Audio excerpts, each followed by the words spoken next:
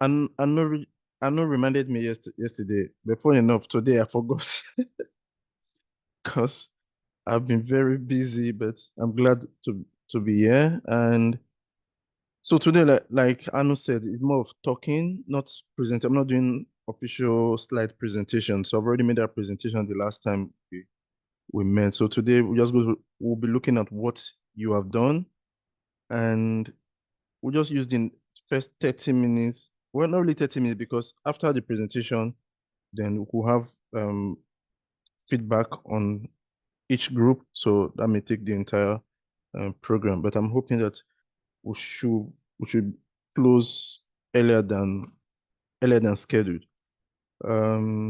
So maybe we'll start with group one. I know, let me see, or I think it was called group A.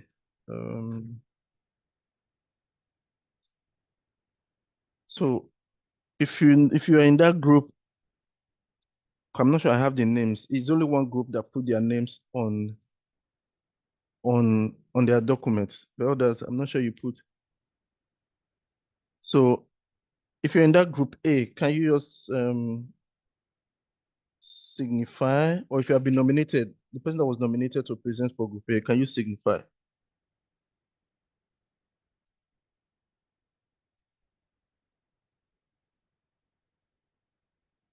Hello? We can hear you. Okay, someone's hand is up. You can unmute. Okay, and that's Joy. yes. Joy Oluwatoyin. Yeah.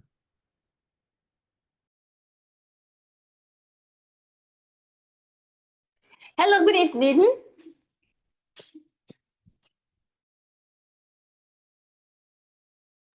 Good evening, Joy. Good evening, Joy. Please go ahead.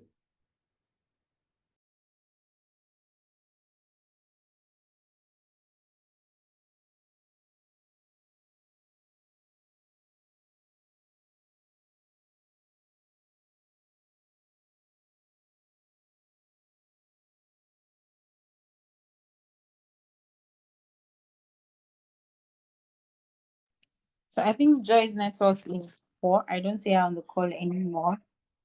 Will anyone be filling in for her? I think she'll be kicked out. Yeah, if no one, maybe the second group can go first. Then when she comes, she can. Okay. So let's just group B. Do we have someone here to presentation? And when we go around, Joy is still not here. Someone else will just have to fill in so we can. But who is representing group B, please?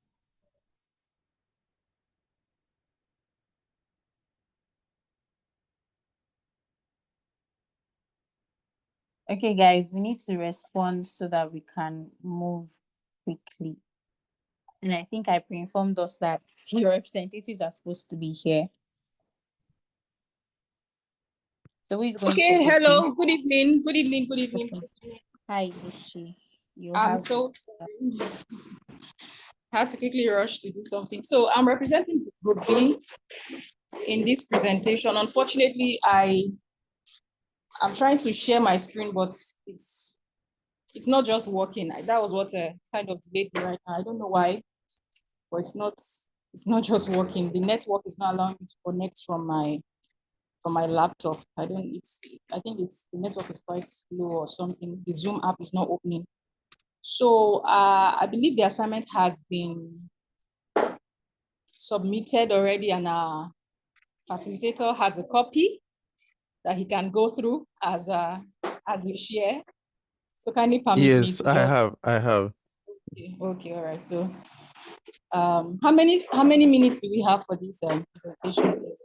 Yeah, 10 minutes. Hello, can you hear me? 10 minutes for each group.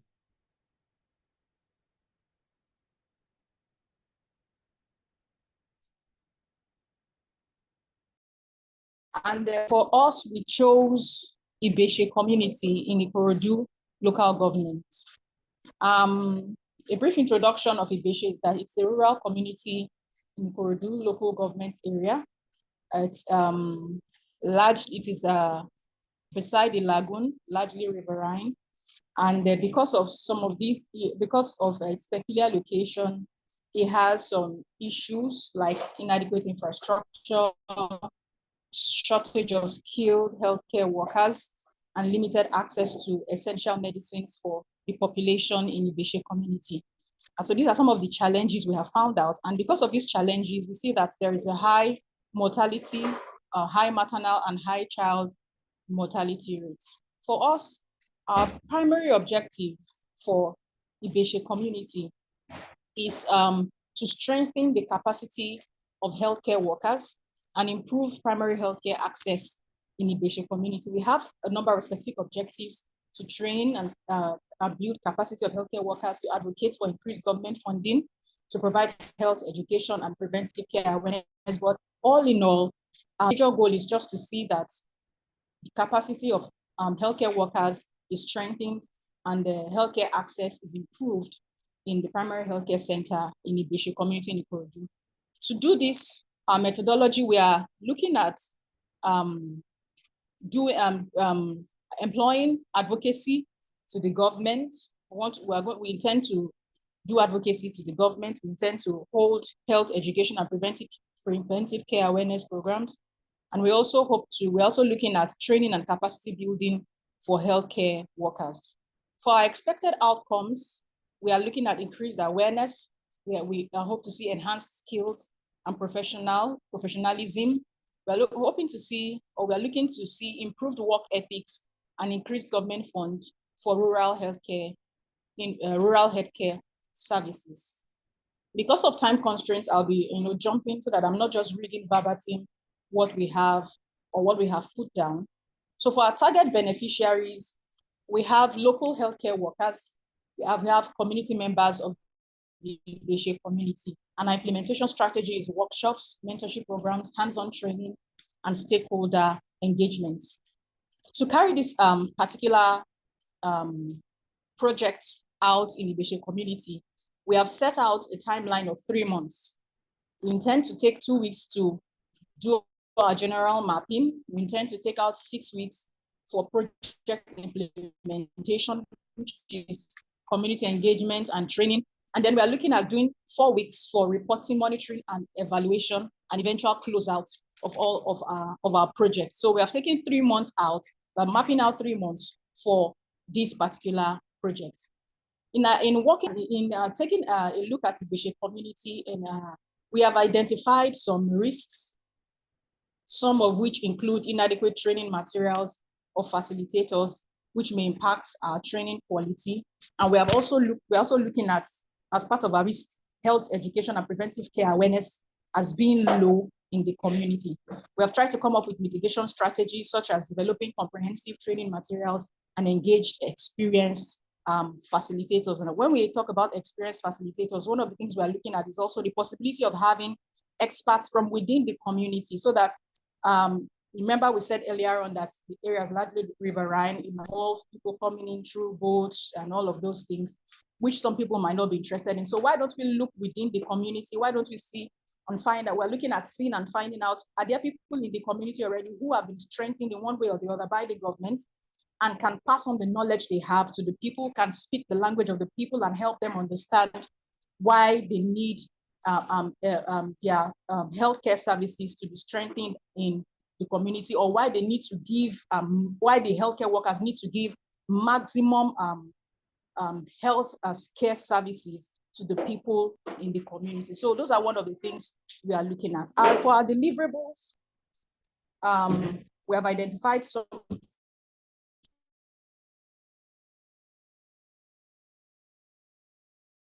key deliverables in our trained healthcare and knowledge and participation in health education and preventive care programs. We're looking at steady supply of essential medical supplies to healthcare facilities. Having identified all of these, definitely we're not just going to go there and tell stories to achieve what we want to achieve. We have drawn a budget, and our budget we have streamlined to 10 million naira. And for this 10 million naira, we have broken it into different phases. So health education and preventive care awareness, we're budgeting 2 million naira for that. For training and capacity building, we are budgeting 2 million naira. For medical supplies and procurement, we have budgeted 5 million naira. And for project management and administration, we have budgeted 1 million naira, bringing us to a total of about 10 million naira. In identifying our stakeholders, we have identified several key stakeholders in the community that will help to see that this project is a huge success. And one of such stakeholders, we have the State Ministry of Health, we have the Primary Healthcare Board, we have local NGOs, not just any NGO, but we have identified NGOs that work with health-related services in the communities, NGOs who have been experienced with working with the people in the communities and can tell us what the ideal situation is, what the problem has been, and where we can nip the issues at the board, who are willing to cooperate with us to see that we achieve the goal for this, our goal and our objective for this project in the Ibeshe community. Well, as part of our stakeholders, we're also looking at community chiefs and traditional leaders. If we get the buy-in of community chiefs, if we get the buy-in of traditional leaders, we believe that it will be easy to get the buy-in of the people and their cooperation too. Also, we are looking at, as part of our stakeholders, traditional births, attendants, and lastly, local government supervisors for health in the community. And so to wrap up our presentation, we're just looking, we have identified our mode of engagement. And so for our mode of engagement, we are looking at implementation of progressive skill certification programs. We are looking at recognition systems for staff who achieve professional milestones. We are looking at regular on-site coaching rather than periodic inspections. And lastly, we are looking at regular collection and analysis of performance data. So we in Group B, we believe that if all these things are put in place, if these plans or this project is put in place in the Ibeshe community, primary healthcare system in that community will be better, will be improved, the workers will be happy, and the health system of the entire community will be better for it. Maternal mortality and child mortality rates will reduce drastically. Thank you very much.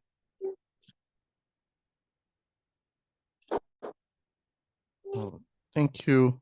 That was impressive. Sorry, I'm trying to find who was speaking. I know your name is no longer highlighted. Okay, my name is Ihechi. Okay, yeah, Ihechi. Okay. Thank you, and everyone in that group. So before I provide my feedback, just general, right? So we are all learning. So does anyone have any question for the group?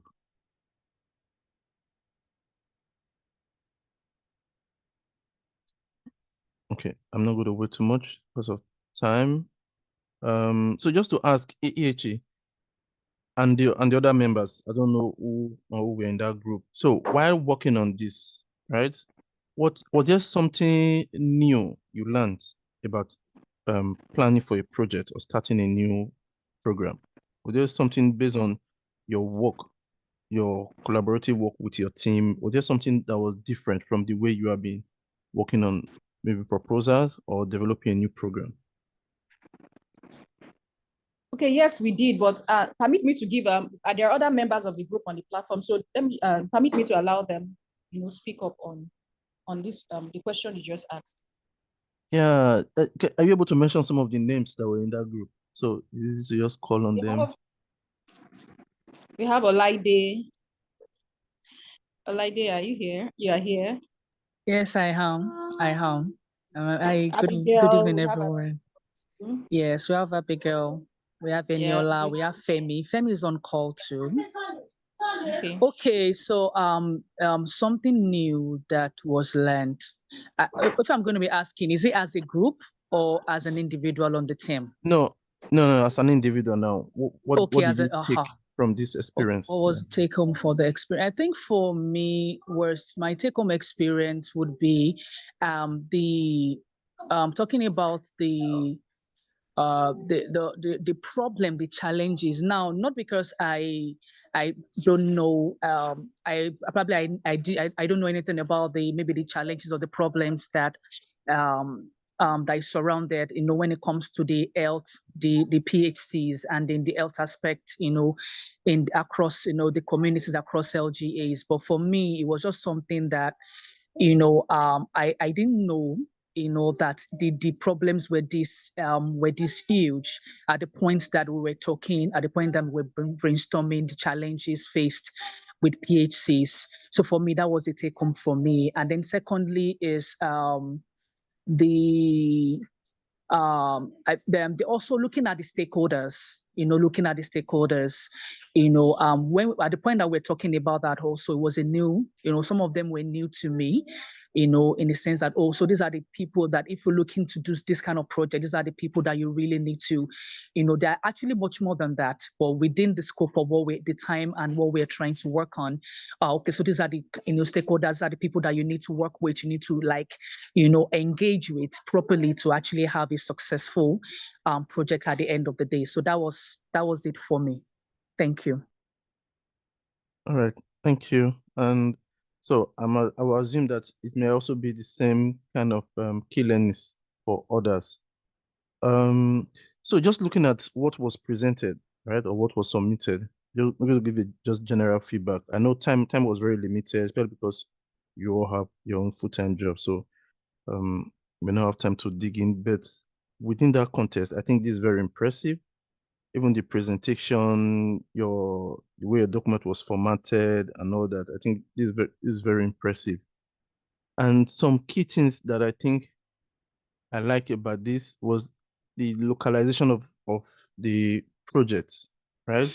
So Ibeshe, right? If I pronounce that way. So you were able to talk about the problem of Ibeshe, right? Yeah, Ibeshe. So you're able to talk about the problem they are fixing in terms of healthcare access in Ibeshe.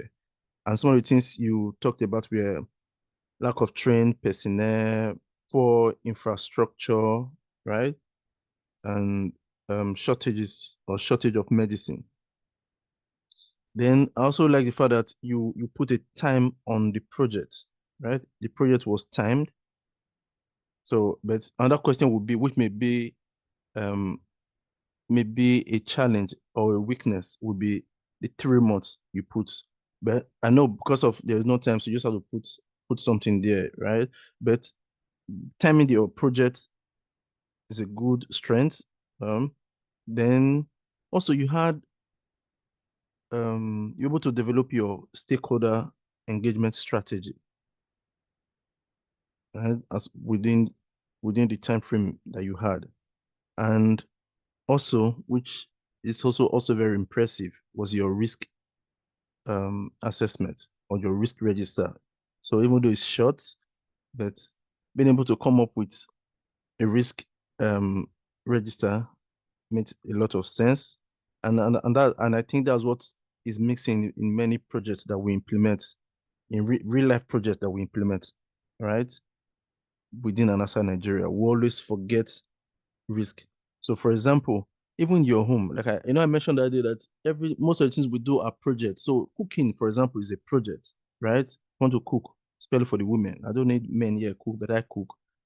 So if you want to cook, people don't usually think about risk. And that's the same thing with other general projects we implement, developmental projects. We don't really sit down to work on our risk register, looking at what may happen or what may not happen, right? And how do we mitigate these issues? You get? Yeah. So those are things I think are very impressive. So in terms of weakness, I won't speak much about the weakness because I know you had a short time frame, right? But generally, I think this is good. So in terms of recommendation, and maybe you want to do a real life project, or you want to take this forward.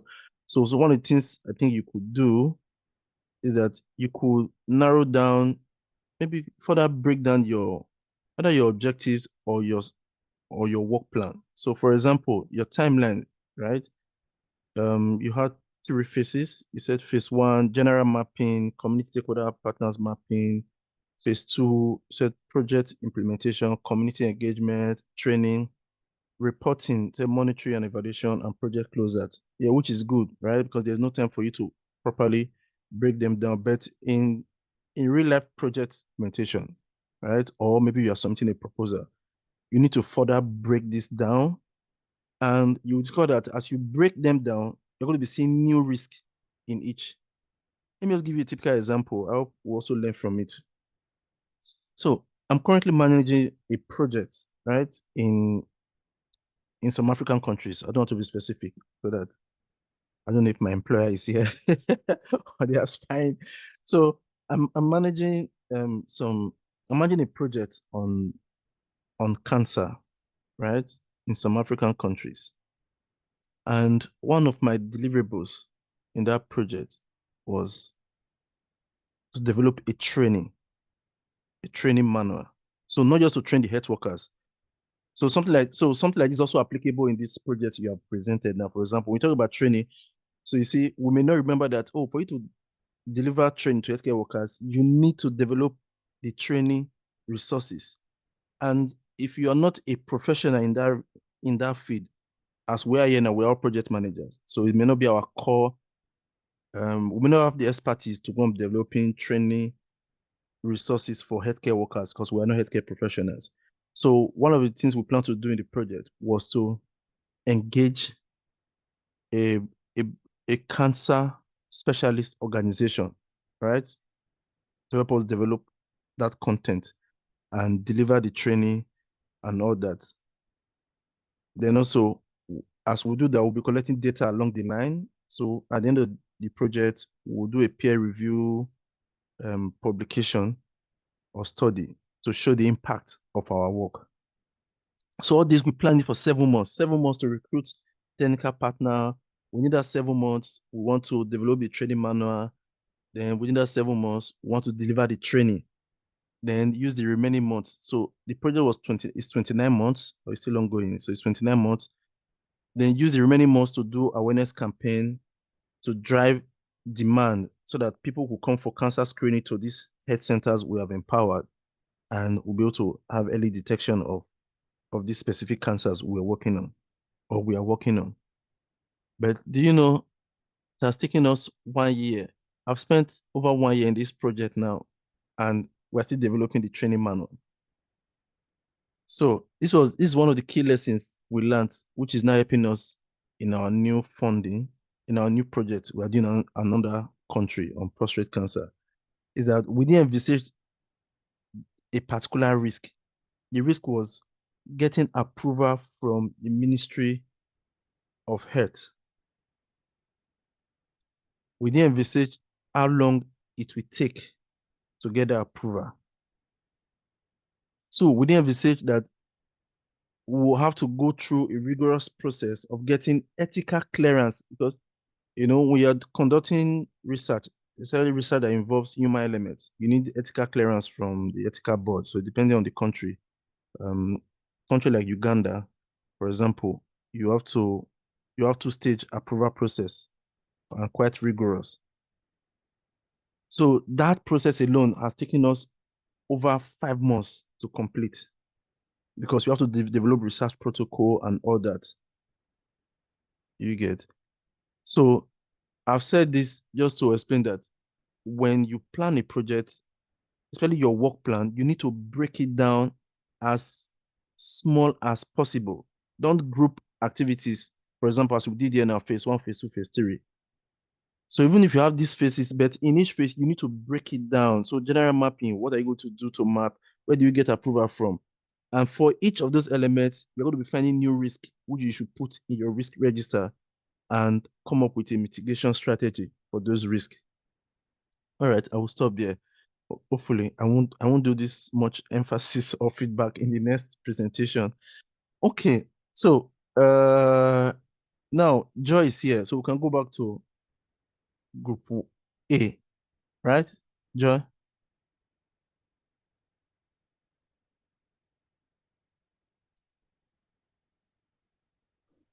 Hello. Are you guys still hearing me? Yes, we can hear you. Yes, we can. Okay. So Joy or someone from that group, is anybody from that that's group A, right? Sorry. Yeah. Yeah, that's group A. Group A. Yes, I'm here. Unfortunately, there is no name. Okay, go ahead, group. If you want to speak for group A. Okay. Please, are they going to help us to share our document? Oh, share. Yeah. Yes, Anu, are you able to share? I'll do that now. Okay.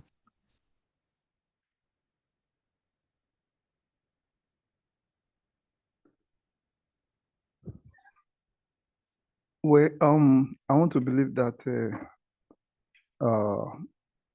Anu will help us to share it soon. But while waiting for her, our project is tagged Promoting Adolescent Menstrual Hygiene and Sexual Reproductive Health Right. Yes, promoting adolescent menstrual hygiene and sexual reproductive health right. We have this program objective. The major purpose of the project is to educate the adolescent on menstrual hygiene and reproductive health, basically because there are so many of them who are living in the their belief is that they can use anything to do their menstrual period, and they don't care about what it meant, what the menstrual hygiene actually meant. They use all sorts of things for the monthly menstruation. They use cloth. Some of them use leaves. They use all sorts of things, and this is dangerous to their health. It could cause cervical cancer and a lot of things. So the major objective is to actually educate adolescents on menstrual hygiene and reproductive health and their right, and ensure the availability and affordable of menstrual hygiene. How we can also train them how they can produce the reusable, material for this, their menstruation. So we have these key 6 program objectives just to promote safe and hygiene practice among the adolescents, so that there could be proper hygiene practice during their menstrual period. Then also during we believe that one of the things that is affecting these adolescents is that there's a stigma and the taboo. We are believing that we're going to address it as during the course of our campaign, and our building our awareness to them that this taboo that if they have menstrual pain, or they have blood too much, they have there's this thing that will happen to them in different culture, in different tribe of the people in Nigeria. There are so many taboo attached to it based on their cultural belief and based on where they have come from. So we believe that we're going to do justice to them by giving them enough knowledge about it and strengthen their knowledge capacity that this thing is what they must pay attention to and be hygienic, and let there be decency when they are practicing all this, their menstruation. So the program scope for this is the program will cover the adolescent of age 10 to 19, and the geographical location for this program is schools, community, and health centers. We don't want to be specific because we believe that it's a general problem that is affecting all the adolescents. Even though some people believe that some are allied, some are not allied, some are living in a marginalized, both marginalized and cities, we still believe that the level of the problem is in different level, different phase, and we want to address the holistic problem in no matter their level that is affecting them. We want to make sure that, and that's why we couldn't be, we are not specific about this location. We believe that as long as the Ministry of Education and the Ministry of Health are going to work with us, we're going to get their approval to reach out to all the schools and the communities and the health center. That's why we didn't have a specific location. So one of the things that we believe is that during the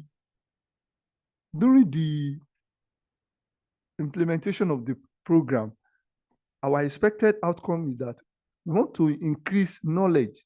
Adolescents will have accurate information on menstrual hygiene and sexual reproductive health rights, improving their hygiene practice monthly, better access to product. Some of them that cannot afford it, what do we do?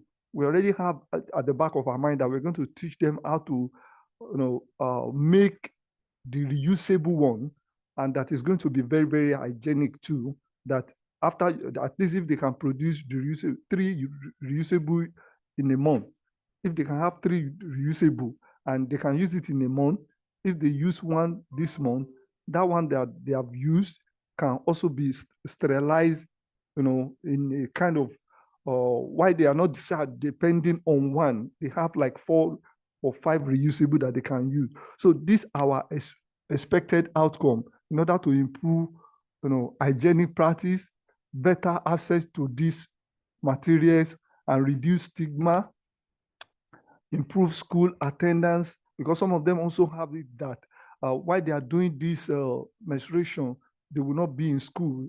They see it as their body will be smelling. Everybody will know that they are already having their period. So most of these things affect their performance also in school, of which we believe that by the end of this program, they will be more knowledgeable to attend school even while they are still on while they are still on. So the stakeholder identification, rules, and engagement strategy in promoting the menstrual hygiene and sexual reproductive health right among the adolescents are as follows. We have the government ministry, the Ministry of Health, the Ministry of Education, the gender part of the ministry, and the water and sanitization, the non-governmental organization and civil society, the community leaders, the traditional leaders. All these are going to be part of the stakeholder that are going to be involved. And these are their rules. They're going to be part of this program. Most especially the community leaders, we're going to make sure that they are part of our sensitization, reducing menstrual stigma, and promoting acceptance of menstrual health as a key community issue. Then education institution like school and teachers, administrators, they're going to be part. All these are going to be part because they are stakeholder, and not just stakeholder, they're going to be engaged while we are doing this program.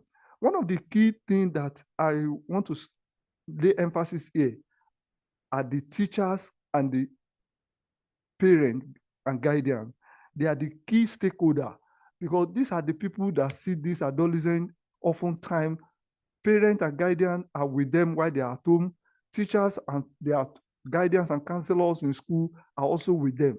So these are the first set of people who we believe that they are our primary stakeholder, while we have other as our secondary stakeholder. This set of people, they are the ones that we're going to engage in training them, because they are going to be with these people 24/7. While like in their morning and night, they will be with their parents and their guardian, and during the day, they will be with the guardian and counselor. So if they need anything, these are the people that they could rush to, the first response, people that they could confide in and tell them, and most especially, they're going to be women. They're going to be women that they can talk to, that they can confide in. And if they have any issue like pain, menstrual pain, they will be able to talk to their counselor in school. And if they are at home, they will be able to talk to them. And there are a lot of activities that will engage the stakeholder also. And more or less, our target audience who are adolescents, they are going to also be involved in order to tell us one of the things that is a challenge to them while they are on during their menstrual period. So these are the list of the stakeholders and their roles. Then we also have the engagement strategy for effective stakeholder involvement. We believe that the government have a lot of things to do, because for years we discovered that a lot of these menstrual problems have been harmed because the government are not paying attention to it as if it is the responsibility of the guardian on their parent. And there's nothing that concern the government in this promoting the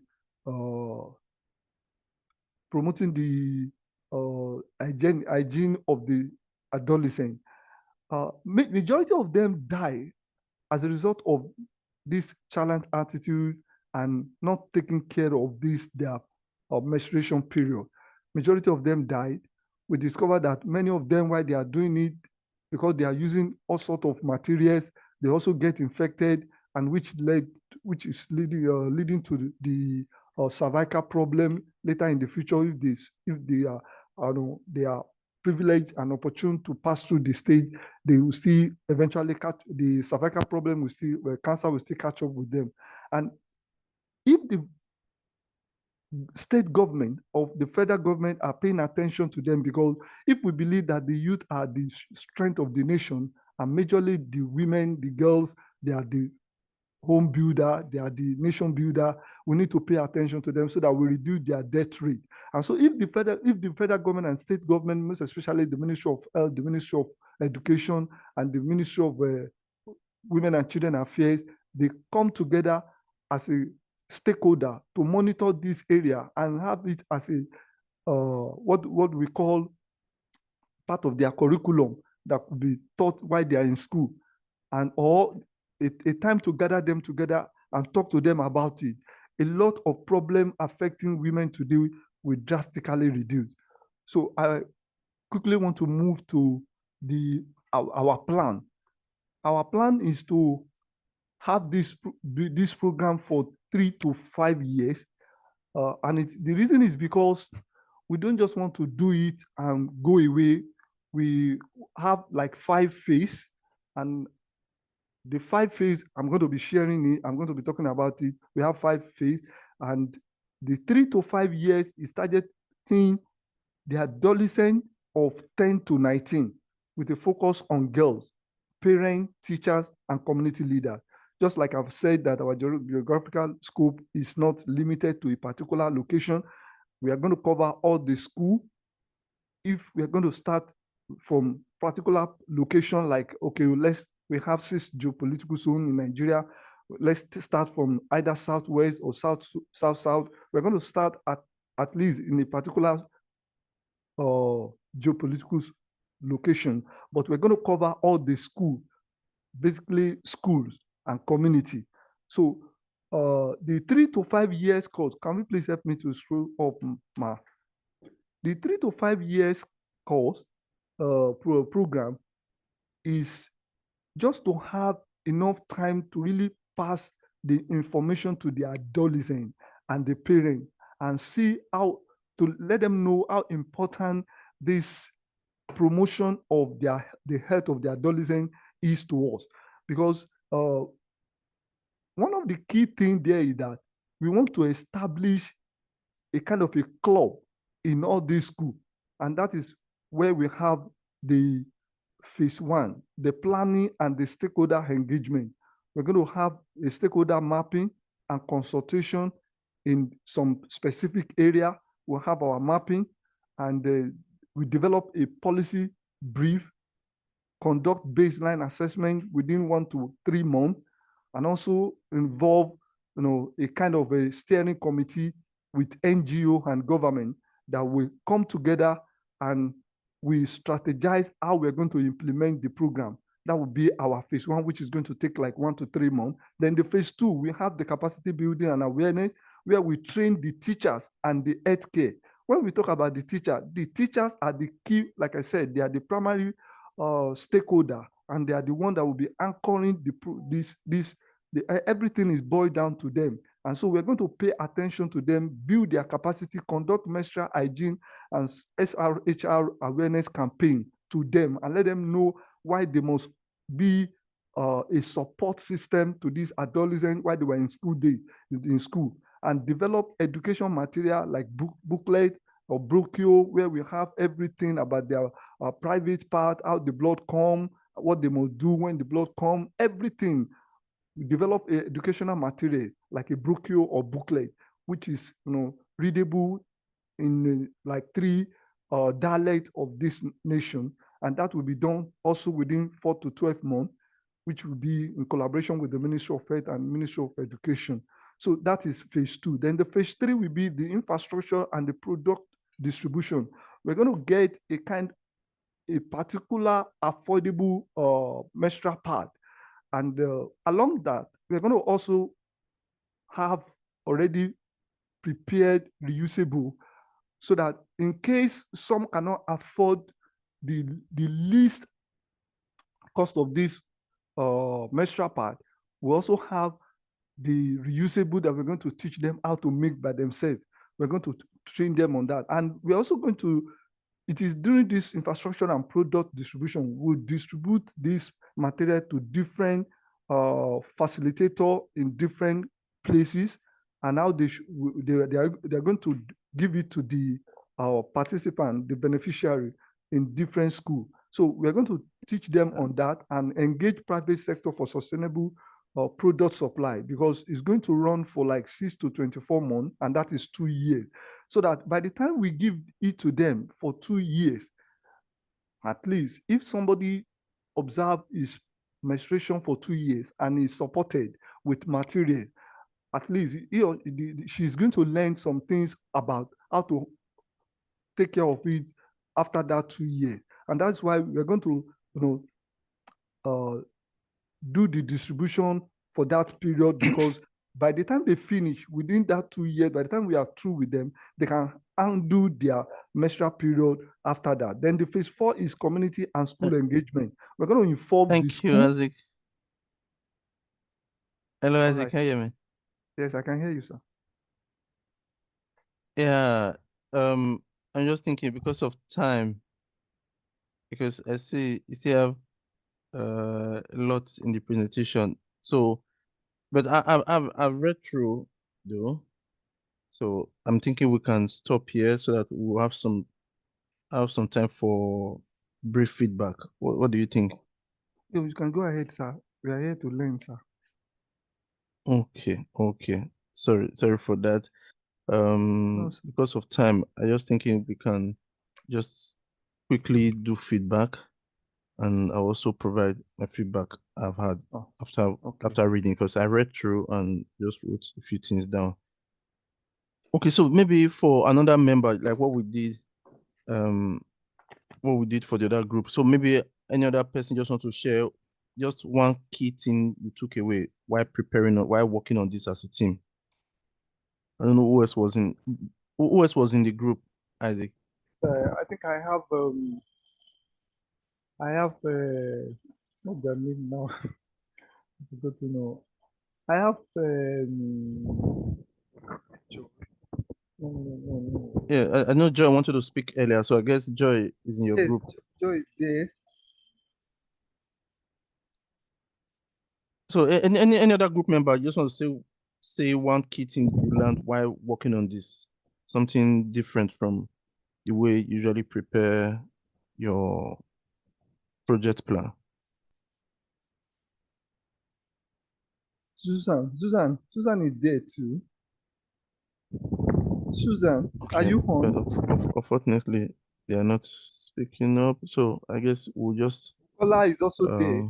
Bukola, Susan. Okay, but I think I will just go ahead. Since nobody is speaking up, so I think first of all, the choice of the thematic area to work on is really nice, right? Is a critical area, and most times we neglect that issue in adolescent health. So I think coming up with that made sense. And also like I think your stakeholder engagement strategy was quite detailed.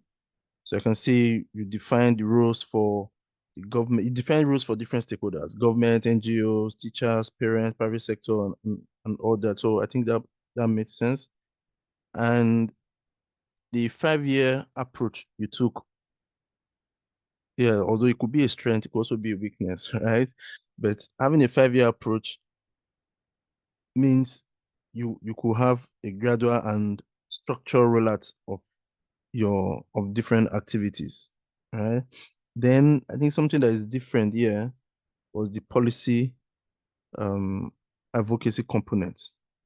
right? And of course, like I said, told the other group, you also detail in your risk assessment and mitigation strategy. So, but in terms of weakness, right? Three things I think could have made that could make your project stand out is having strong data, right? I think that wasn't clear, like data to back up why you are embarking on that project. You get, and also I know you mentioned this during your presentation. I think there was really your area of implementation was quite broad, right? So something like this is good. Is good to start. You do a pilot, right? You could start from a community, say for example, Ibeshe or Agege, for example. So use that as your location before you expand. So there should always be, no matter how much money you have for your project, it's always good to start from somewhere or have target populations, right? So even our projects that are worth more than £1 million, for example, we'll still choose just a community. For example, if I'm doing a project in Ethiopia, right, as much as £1 million, so I choose a particular region, and in that region, I select the communities I want to work on, so that it's very focused.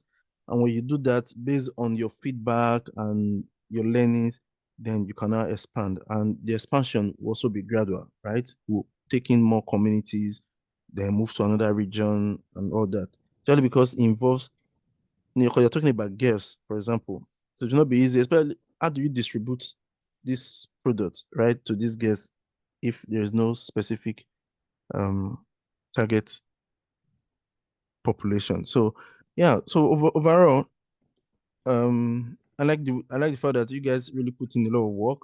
So in these few days, I wasn't even expecting this much, really. I thought maybe people will just do these groups, you just do 1 page, 2 pages, but you guys were able to really put in some work, and that's impressive.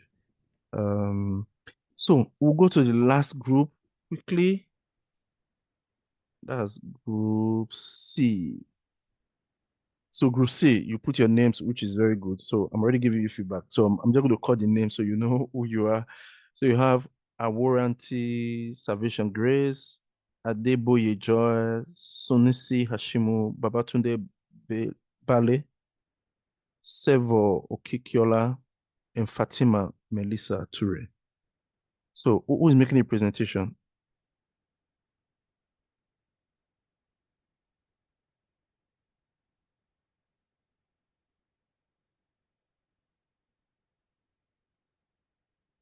Hello. Sorry, Anouk, can you help? Do these people, are they in the group? Are they on the call? Can you check? Yes, they are. So I see Babatunde here.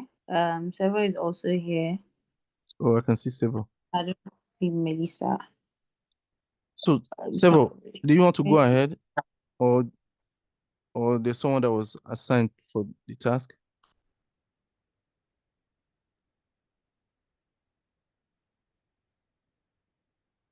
Okay, so is anybody going from here? Someone run Yes, us there through. is. Yes, there is a group leader in the group. Okay, who was the group leader?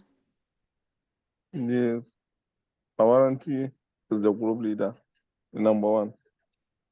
Okay, Awaranti. No, sir, I'm Salvation. not the group. I'm not the group leader. You can go ahead, ma.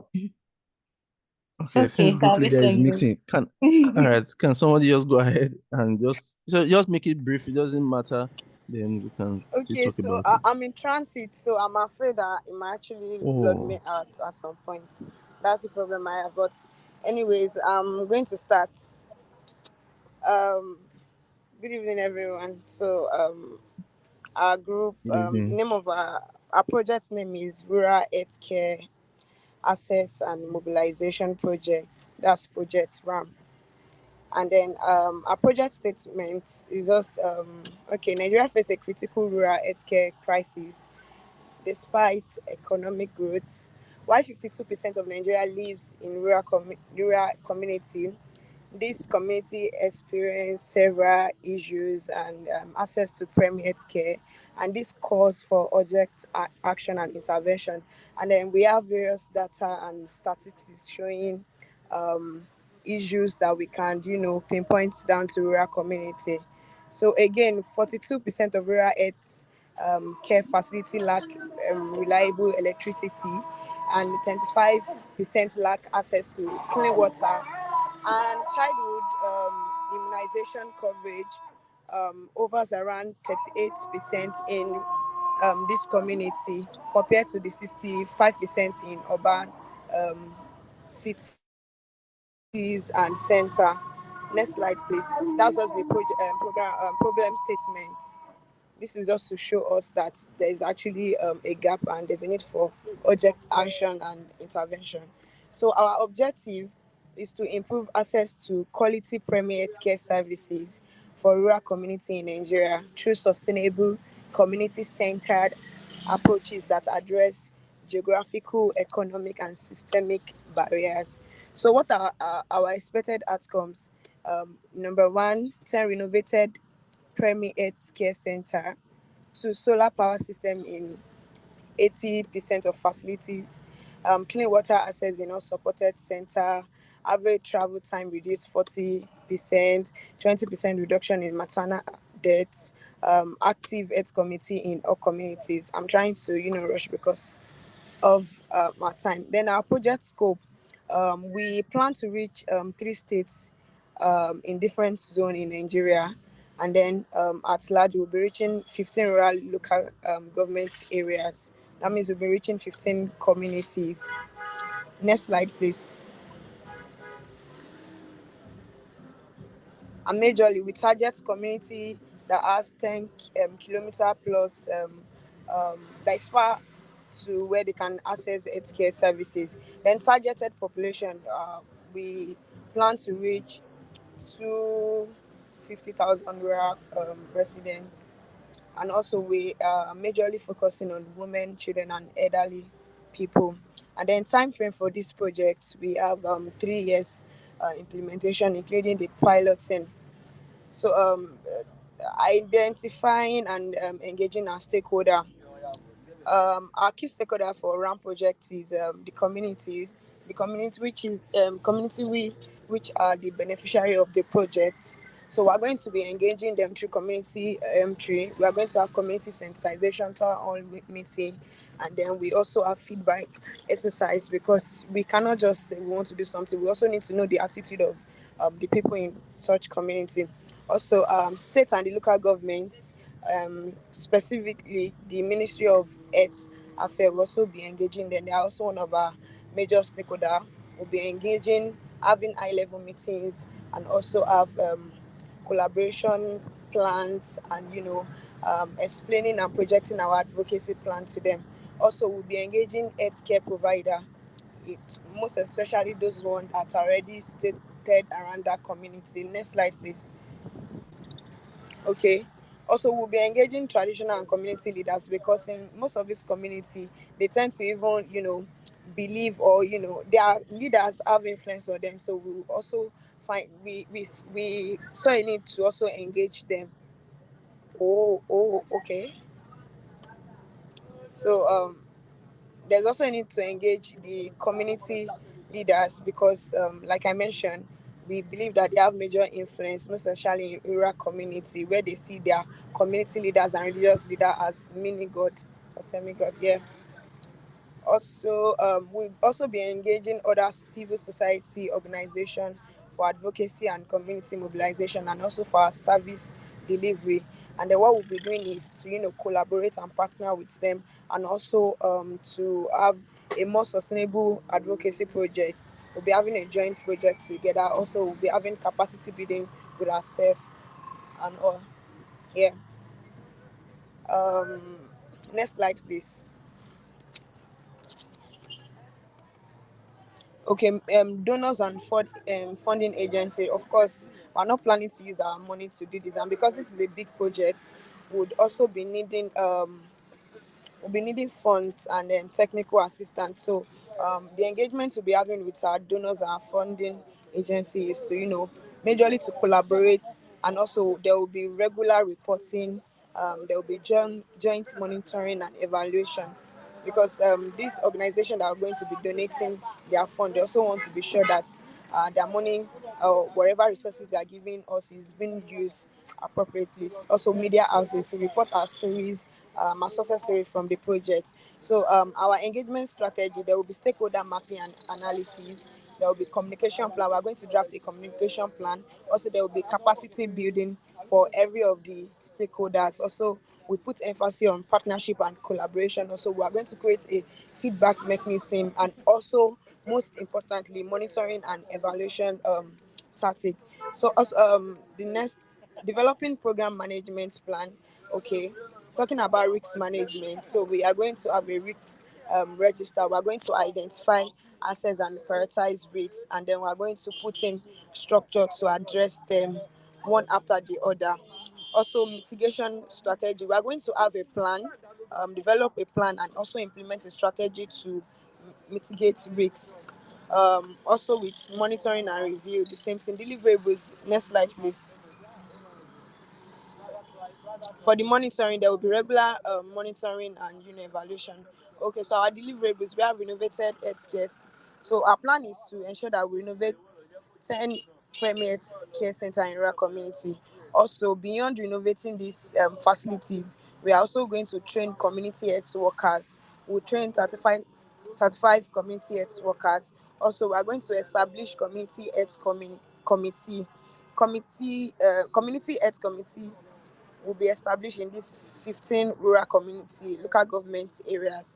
Also, improve healthcare access and utilization. There will be increased healthcare access and utilization among rural communities. These are what we hope to see from this from the project. Also, program management plan.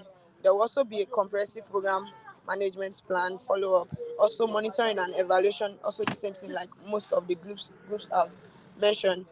Also, sustainability plan. Also, create a sustainability plan for the project, because we will not just want to embark on this project without plans to follow up. So sustainability is very key for us in our group. Quality management. So we are going to ensure that all our equipment, there's we develop and implement a quality standard.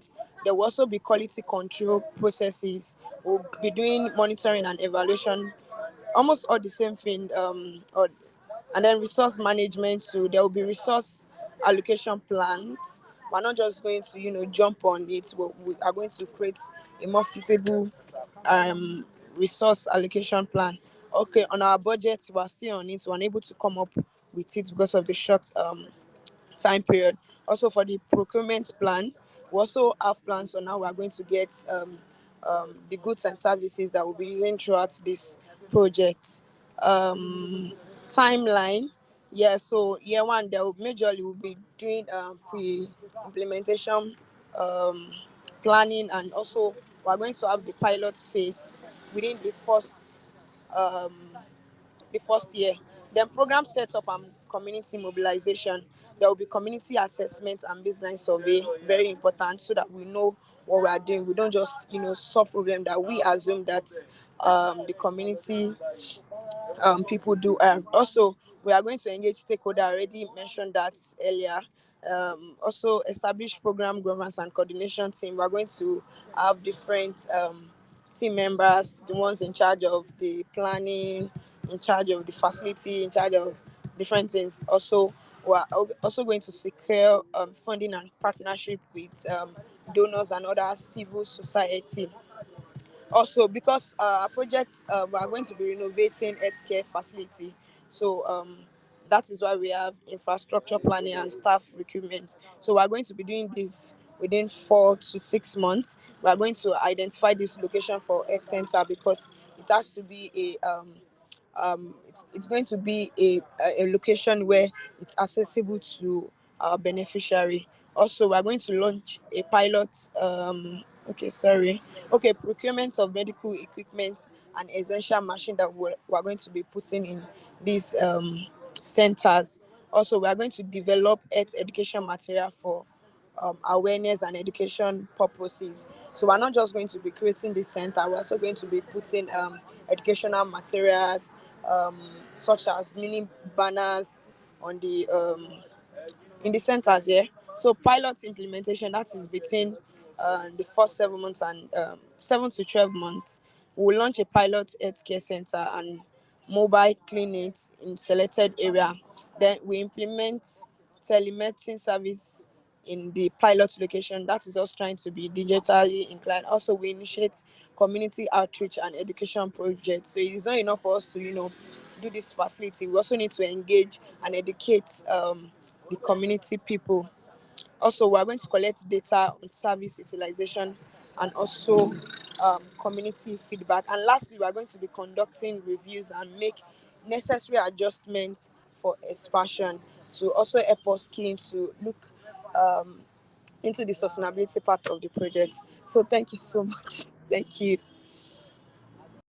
All right, thank you, Salvation. I know you were hurrying there, so try and catch some breath. All right, thank you. I know because of time also, we may not be able to do it more, but I think we are well on time since we started maybe around 6:10. So, sorry, past 7. So just about an hour. So my quick feedback, or before then, does anyone want to say anything? Anyone from that group? You want to say one key thing you learned from that experience?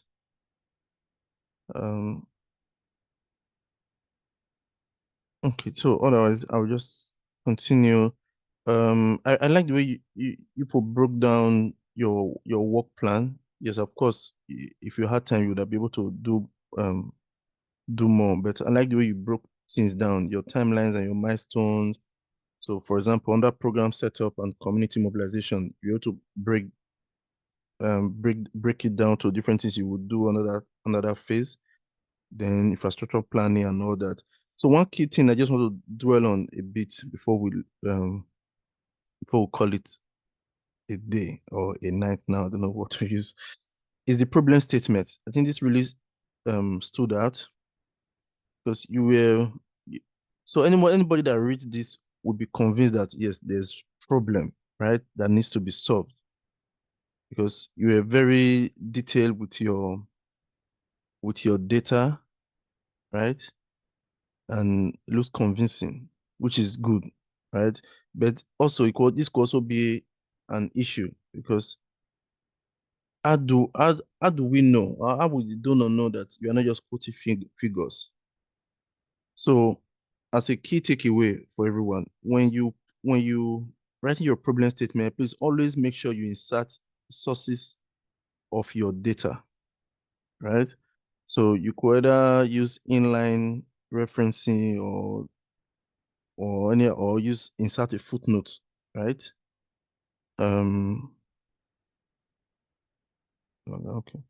All right. So let's take note of that. Okay. Always when you are putting data, always put in your references. The one that key thing I'd like to mention about your submission is your expected outcomes. They were very specific. And if I'm sure you have all done trainings before, or you know about log frame, right? You know about formulating of your indicators or your KPIs for a project. And so they will say your goal should be smart, right? The same way your KPIs should also be smart in a sense and specific, right? Whether it's qualitative indicator or quantitative indicator. And I think here, even though there are quite a lot just for this project, but they were very specific. For example, 10 renovated primary healthcare centers with basic equipment, right? So even though you could go further to say where these health centers will be located, but it's fine. Just for this purpose, it's very specific. So it's very easy to measure. At the end of the project, donor will come and check. Oh, you say you will renovate 10. So how many have you renovated? And you yourself, when you are collecting your data, you know the exact data to collect. So you say solar power systems, in 80% of facilities. So as a baseline, when you're starting your project, you're going to count how many facilities are in these locations. So let's assume there are 100. So that means you need to put solar panel in 80 of these facilities, right? So at the end of the project, you'll be able to measure. And as you are going, you're able to monitor and keep measuring. 35 trained community healthcare workers, 45% rise. So these are very specific, which is very good. And it helps you do your baseline well. So at the beginning of your project, you're able to carry out a proper baseline to see what is on ground, and you keep measuring. So at the end of the project, when you do your endline survey or post-project survey, as you may call it, you cannot be able to measure the percentage increase, right? So where were you before? What was the existing coverage in immunization? At the end of your project, what is now the coverage? Then when you compare both, you'll be able to tell whether you have done at least 45% rise in immunization coverage.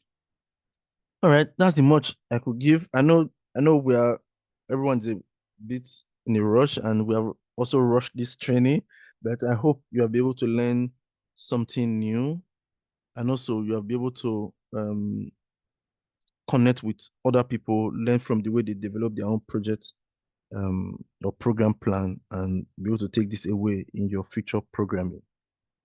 All right, so I don't know if anyone has any questions, maybe never related to today's discussion, but generally about project and all that. I think they're free to ask. Otherwise, that's it from me.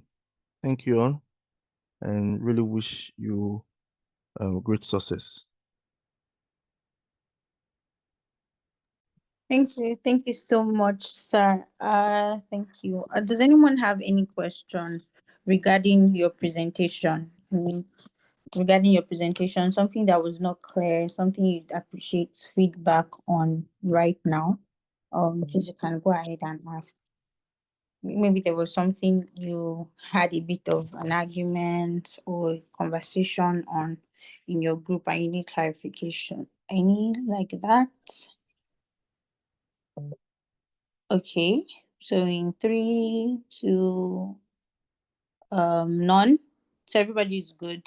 Okay, so since everybody's good, we're just going to wrap this up very quickly, and we're going to have a bit of a summary of all the feedbacks on the group chat. So on your group chat, you can schedule a conversation between tomorrow and the next, preferably tomorrow, because we're supposed to have a session tomorrow that won't be holding as well.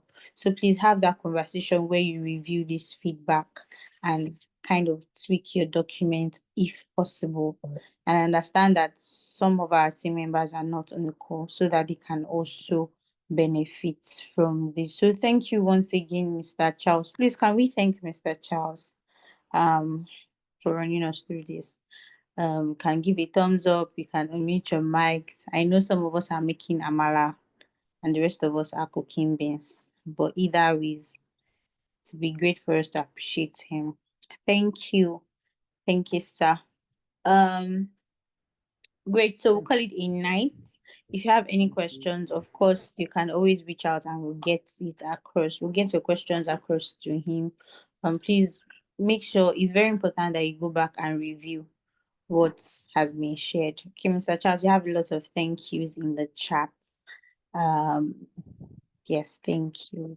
Yeah, I can see that. All right, thank you so much, and thank you for the opportunity, the GTN team, Anu, Deborah, and the big boss, Olakemi. All right, I'll be taking my leave now. All right. All right, sir. Thank you for joining us. So we're calling it a night. Please, I already shared the attendance, but I'm trying to share it again. Please kindly take the attendance. Also, we'll have a post session survey form for this particular session, for both sessions. I need to include questions around the assignment so that you know that it's compulsory that we take that particular post session survey. Also, we're supposed to have a class for tomorrow, but fortunately or unfortunately, because I know a number of us might be happy about it, class has also been postponed. So now we have 2 postponed classes. It will happen within the month we are going into. So please let's prepare ourselves. So that's a class on fundraising and grant writing. Also to mention that we have a number of mentorship sessions that will be coming up. So mostly the next couple of sessions we'll be having, aside from grant writing and mentorship sessions, and we have really exciting mentors for us. So please let's have our questions ready for them. Also, if you have any feedback regarding this, we'll share a feedback form soon enough. If you have any feedback regarding how the sessions have been hosting, platform, anything, please share. You can share in my DM before we share the feedback form. You can always just reach out and say, oh, you have a challenge with this. And then very lastly, I'll be sharing the project ideas with you within the first week of March so that you can review. During the orientation, someone asked about possibility for a collaboration, and we are actually considering that, right? But mostly a collaboration will mostly happen a collaboration will mostly happen based on similar thematic projects. If the projects are under the same theme, maybe education, healthcare, and things like that. And I'm sure you want to be able to make decisions regarding that, regarding who you collaborate with as well. Anyways, please just look forward to getting your project ideas so that you can fine-tune them. Now, the essence is for you to fine-tune them based on everything that you've learned, based on the goals, how to set KPIs. This program's management class now, there's a person that will ask questions because of course your project is going to go through our facilitators and mentors. They'll be the one reviewing, so they know when you did not implement anything that they excuse the dog, they know when you did not implement anything that they said in class. They know when it's still the same thing. They know when it's not what they thought. So that's why I was expecting us to ask really practical questions, but it's fine.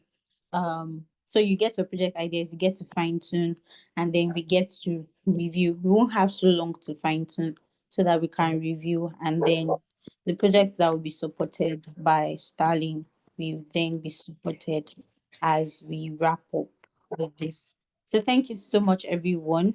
Please take the attendance form. If you have any questions, feel free to ask, and have a lovely night's rest. Good night.